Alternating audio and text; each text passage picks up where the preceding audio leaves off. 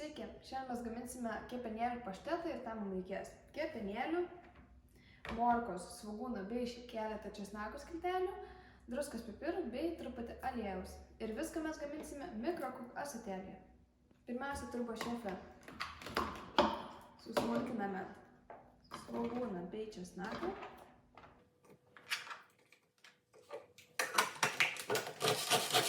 Perdedame į mikrokuk ąsotėlį.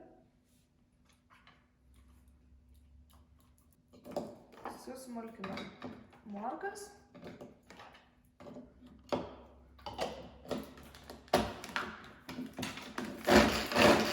Sudedame morkas į pervarę mikrokuk ąsotėlį ir užpilame trupučiu aliejaus ir dedame mikrobangų krosnelį 3 minutėm 800 W galingumu. Kol kepa svogūnai su česnakiais, nuplauname kepenėlius. Tai geriausia yra padaryti, kai pervarę salotų centrifugoje.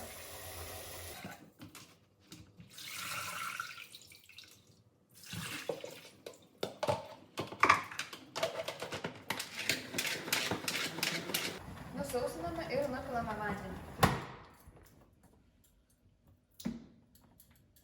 Štai mūsų kepenėlės ir nuplautos. Na štai mūsų morkos, svogūnai, česnakai išsitroškina. Dabar belieka daugiausiai sukarpyti kepenėlės ir sudėti mikrokuk ąsotėlį. Jas karpyti reikia dėl to, kad jos mikrobanginėje nesproginėtų.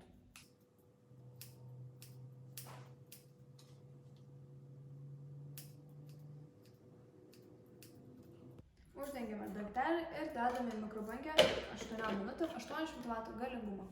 Kepenėlę sudedame į ekstra šefą.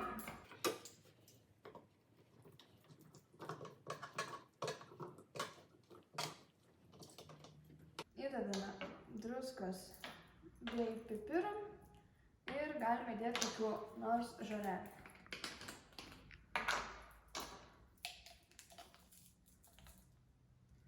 Ir viską susmulkiname. Štai mūsų paštetas jau paruoštas, jį galima įsipilti grietinėlės ar įsidėti kokiu nors spanguolių džiovintų. Tu pažiūrėk, gal tu prie to pašteto norėtum ir bulvių pasidaryti, būtų visai skanu. Aš čia turėjau susipjaustęs skiltelėm. Krenta tavo skiltelės. Bulvės.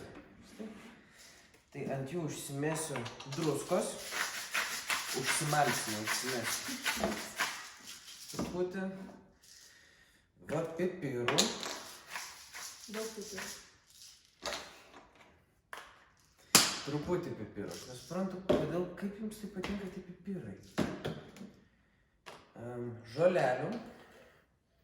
Oi, kaip kvepia. Pusė. Dėjau čia. Ai, tu dėjai? Nu, tai aš šiaip įdėsiu.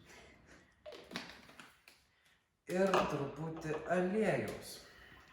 Uždengiam dangtį, kad viskas neišleptų.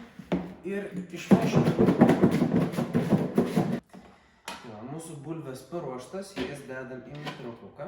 Ačiū. Čia nieko nereikia, viską pataikysiu.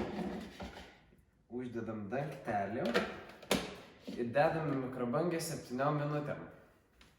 Štai mūsų kepenėlių paštetas jau ir paruoštas, jį galima valgyti ir karštą, ir šaltą. Mūsų bulvės irgi iškepė. Oi, kaip garuoja, kaip kvepia. Va, galima įsidėti jas kelias. Va.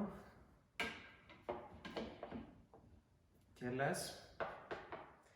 Ir užsidėti truputį pašteto ant viršaus.